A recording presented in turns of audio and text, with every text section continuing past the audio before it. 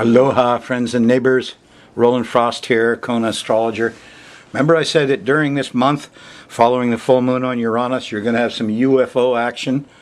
Well, it came right up today on the 21st of October. Okay, turns out it's a chunk of aluminum, 90% aluminum, that was found buried with some bones that were 80, 100,000 years old. And they claim that nobody on Earth was doing anything like this. And so this is a piece of a UFO. And it could be as old as 250,000 years. Wasn't that fun? 250,000 years? Well, after Bosnia and stuff, you know, it's possible. I don't know. Anyway, Uranus. This is program 1041. We're going to cover the third week in November 2016 for you. You're still in that full moon period conjuncting Uranus. So you're still in that strange, freaky month until the next full moon, which actually comes up Sunday. But before you get there, Uranus is going to give you one more little shocking period when you feel, it's a UFO, I'm all alone. No, it's a hurricane, a tornado, a shake. It's coming up Friday, Freaky Friday, 11/11, and Saturday, the 12th. But this show is mostly going to be about Neptune. Now, if you missed last week's show, it kind of ended sort of abruptly, because I got in a hurry. Anyway, here's the trick. You can go to the website. There it is. SkyMirrorAstrology.com/TV. You can see the last 4 or 5 shows there. And there's my email, rollinfrost@yahoo.com. If you'd like to get in touch and comment on the show, I'd sure like that. I get lonely. So we're going to talk about Neptune. Neptune rules Pisces. It's very different than Uranus. Uranus rules Aquarius. Common sense, enlightenment of the mind. That's what Uranus does. This is enlightenment of the heart. And it's slowing down and stopping and stationing on the 20th of November. And it gets stronger and stronger in November as you get up to that 20th, and then it kind of tails you off. There's little peaks and valleys, but by and large, Neptune is a heck of a... I'm a little leery about it. You can see from the way I've drawn Earth here. And it has to do with water and things. It's focused in New York. I got a lot more to say about it, but I want to get to the sky mirror first. But, you know, this is, I don't know, it's rising water. The south node is here at 9 Pisces. Neptune is stopping in the sky and reversing direction at 9 Pisces. So there's an awful lot of stuff going on at 9 degrees of Pisces. If your chart's heavy at 9 Pisces, you know, don't drink alcohol. You're going to feel like you're drunk anyway sometimes. You could get religious enlightenment. You could feel stoned out and drunk. You could get both. Pisces, Neptune is 2 sides to him, huh? He's enlightened and he's a wonderful doctor, priest, artist, musician. Nope, wait a minute, he got stoned, he's drunk, and he went off to hide in the woods half the time. You know, Jesus was like that. So he's a character. I wish I knew him better. I love him. I studied mostly Uranus. I have Uranus rising on my 10th house, so I specialized in Uranus a bit. Besides, hurricanes and earthquakes produce brotherhood. Neptune just floods you out. There's been... Okay, enough, Frost. Let's talk about it day by day. I'm going to run the moon around the edge of this planetary pattern, and as it makes angles to these bodies, it results in the mood of the times. It's not necessarily your chart, but if you're in a big group, the group would behave this way. So this is the general vibes, okay? That's what you're going to see here. If you're in a thirsty show, you felt kind of randy here in the afternoon. There was a nice sextile to Mars, but a square to Venus, there's no sweets. You might as well get some work done. Moon's in Aries Thursday night. On Friday, also on 11/11, Friday morning, the moon's in Aries. And as you go through Friday, by the time you get to around dinner time, here's the opposition to Jupiter. and a square to Pluto. And you could get sirens. You could get emergencies. You're awful close to Uranus. This is happening at 15, 16 degrees. And so there's a little panic, an emergency. Somebody's taking too much, and maybe everybody switched on their air conditioners and the power went out, because here's the power. You know, Uranus is here about 2, 3 o'clock in the morning, Saturday morning. You'll feel it all Friday and all Saturday, and it's very electric, and one of the first things it does is take away your electricity. Zap! What am I going to do? I got a freezer full of beef. Go outside and fire up your propane barbecue and give neighbors free steaks. It creates brotherhood, but it'll trash your world for a little bit. All of these Aquarian things. We'll all have some Uranus issues here. Sometimes it's just, you know, the TV remote stopped. Okay, does it need new batteries? Usually just, you know, roll them around a little bit and they work. It's in the connections with Uranus. But there's going to be interruptions Friday night, Saturday morning, and kind of a feeling of a state of emergency here. And there's no way out of that. By the time you get to Saturday night, the moon shifts into Taurus. It's very different. This is Taurus, an earth sign. And Saturday night, look at that. There's a trine to Venus. There's sweets, there's loves, there's nice stuff. But unfortunately, it squares Mars. First comes the sweets. Everybody is loving, and there's flowers and beautiful girls. And then an hour or two later, the square to Mars, everybody got selfish and self-centered and angry and going too fast. So, you know, young men, if you can hold down your testosterone, you could have a nice night here Saturday. Saturday night. Sunday, the moon's still in Taurus. And here's a trine to Neptune. Good time Sunday morning for church.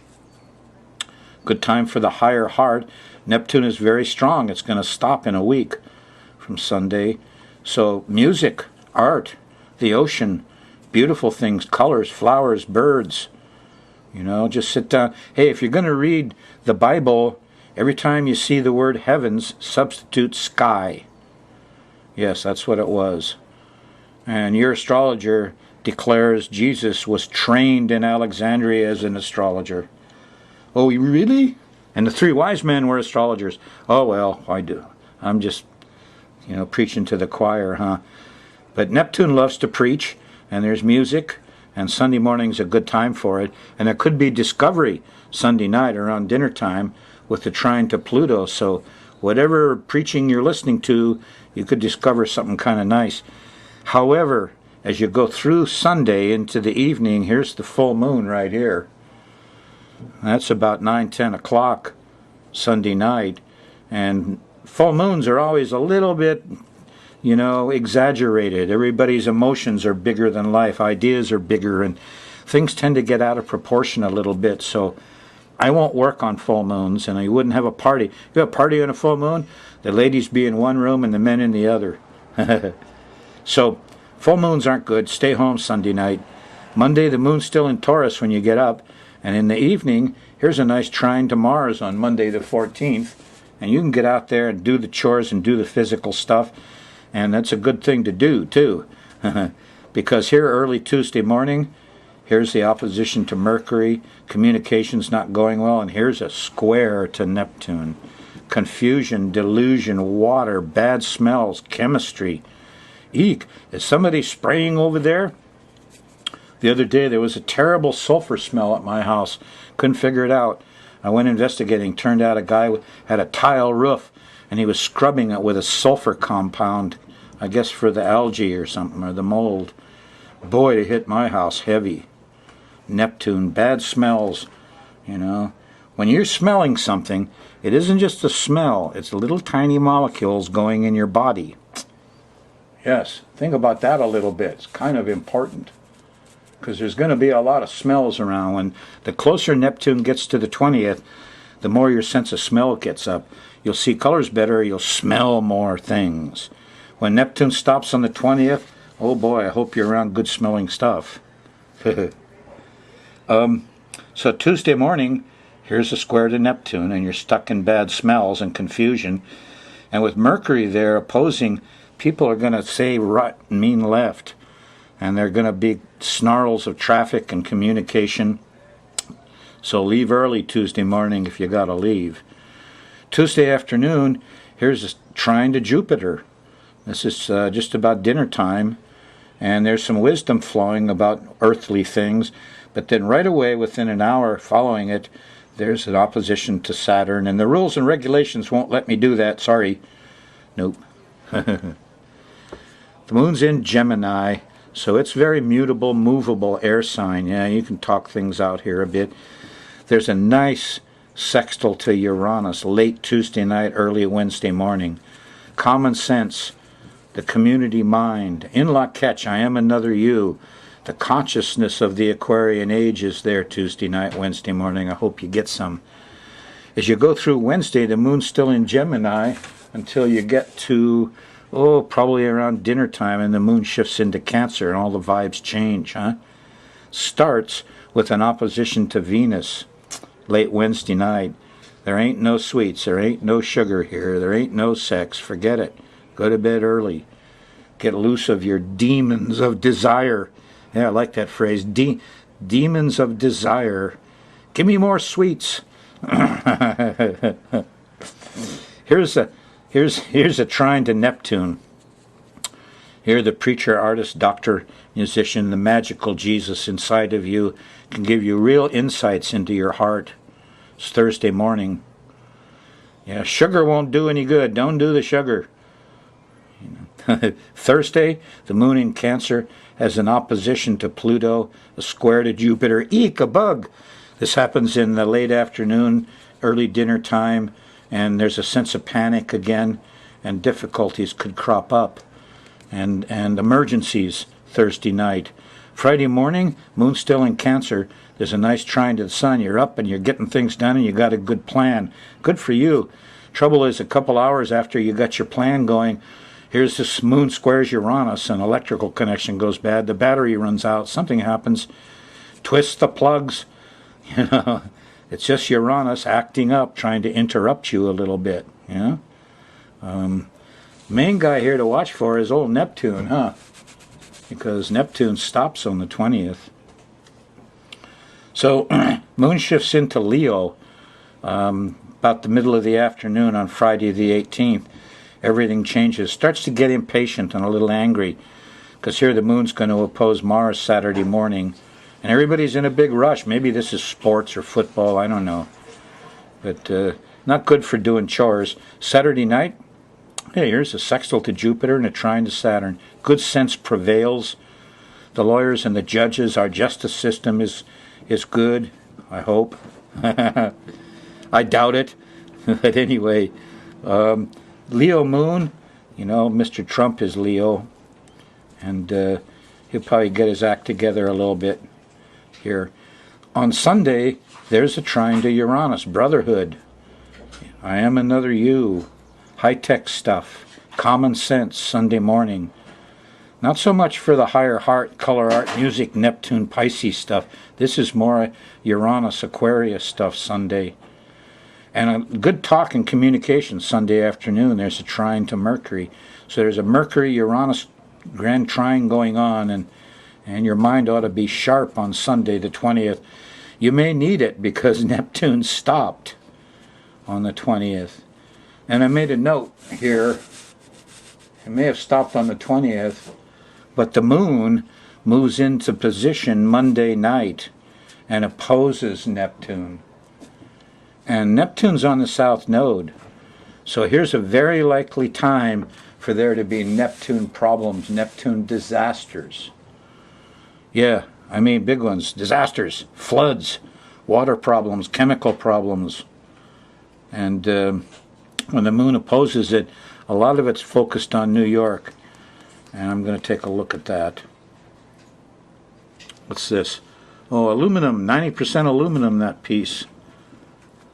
I don't know. 250,000 years. I'll tell you one thing. Some of the research I've learned is all about the Ice Age, and you know that half of Europe and half of the U.S. continent was covered in ice 3 miles thick. 3 miles thick. through the whole ice age. It didn't melt out until 12,000 years ago, the Great Flood. You know, so before that there was 15, 20,000 years of ice.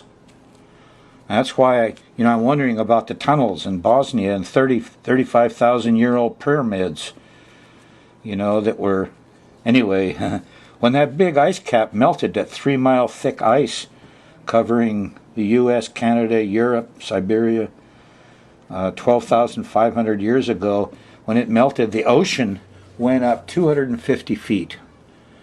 Yes, 250 feet. Wow.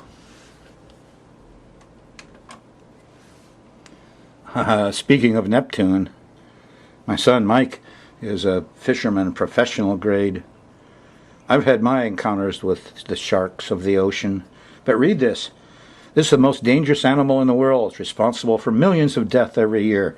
By its side, a great white shark swims peacefully. It's a man. Responsible for millions of deaths every year. Not the great white shark, the man.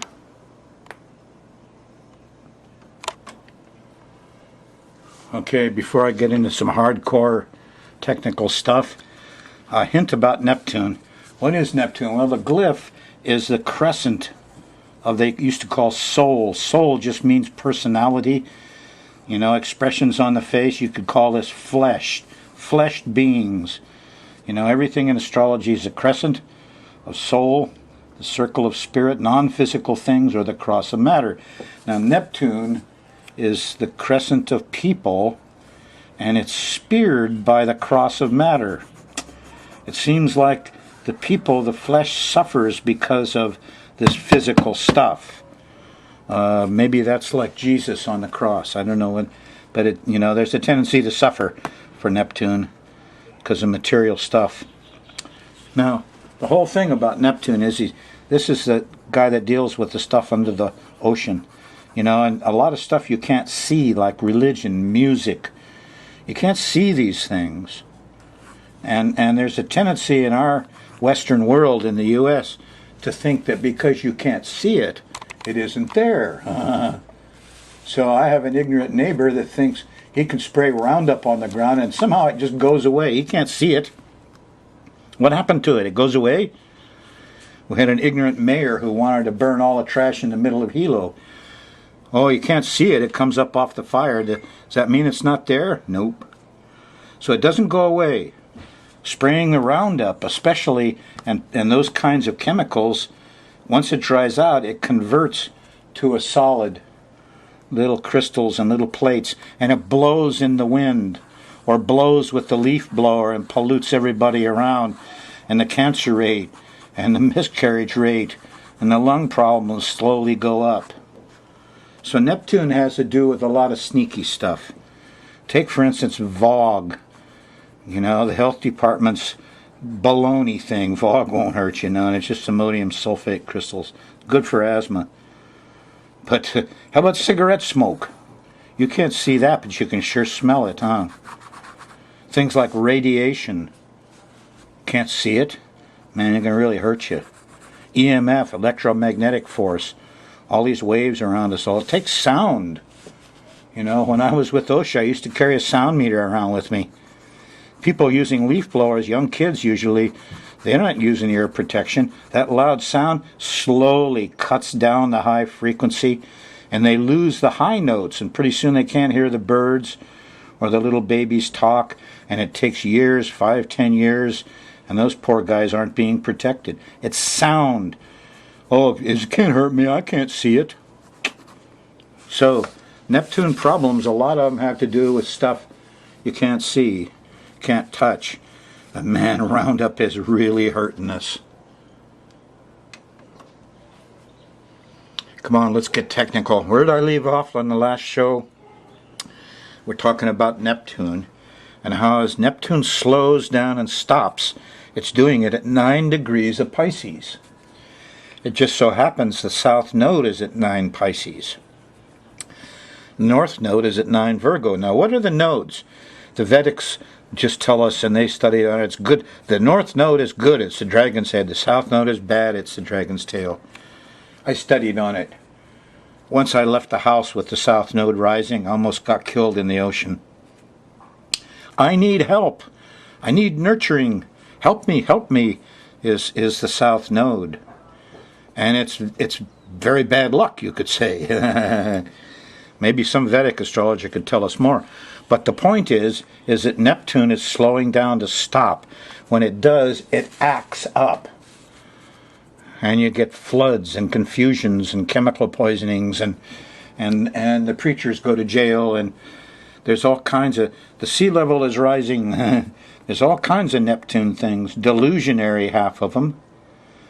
But in this case, with the south node there, it could be very exaggerated. So I wanted to know how close it really was. One of the reasons I wanted to know how close it was is because I've worked for 20 years to figure out the U.S. government's chart. And they finished signing the declaration at 2:06 in the morning on the July 5th. And the chart works for everything. And so I can predict stuff on this chart, the past and the future. Now, when you look at this chart, son of a gun, it's got Gemini rising. We're a little bit two-faced, huh? But there's Uranus right on the rising sign at 8 degrees of Gemini, 56 minutes. Now, it turns out Uranus rules the 10th house. The 10th house starts here at 10 Aquarius, or 12 Aquarius, 51, and that's the public self.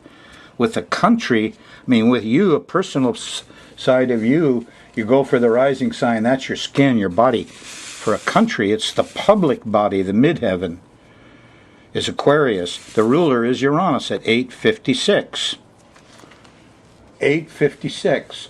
And along comes Neptune, and it stops. And now this is a chart for election day. Neptune stops on the 20th. On election day, the moon is in Aquarius. It's not too good for Mr. Trump. He's a Leo rising. And as the moon moves from here over to there, the moon hits Neptune, squares the U.S. Uranus.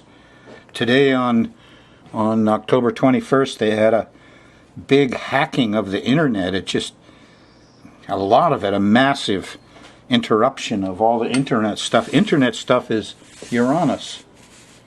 And so we're going to have more flim-flam and bad fish smells. And, if there ever was a time when somebody hacks into the computers, this could be it. Because they're going to vote with the moon in Aquarius, and then later in the evening, the moon will go into Pisces and they'll vote. Now, I wanted to know how close this is. So I got my computer to run up a little ephemeris here. And I didn't explain this very well before, but there are two things here. There's longitude and there's declination. And when you're looking at whether something is conjunct, whether something is together or not, when you're looking at longitude, it's a little like this. It's the planets are all running around the same track like ice skaters on an ice rink. They're all going around on this flat plane, see? And what's important is who's ahead of who. And when you look at longitude, that's what you normally see on my sky mirror, okay?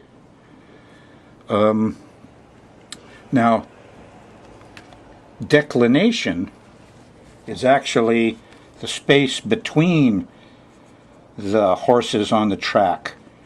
And that's measured from the center of the equator in a plus and north declination, +1, +2, or south declination, -1, -2. So it isn't just that these guys can hit each other, both running along like this, and bang, there's a conjunction. They also can hit each other this way, not just that way. So, first of all, let's look at longitude.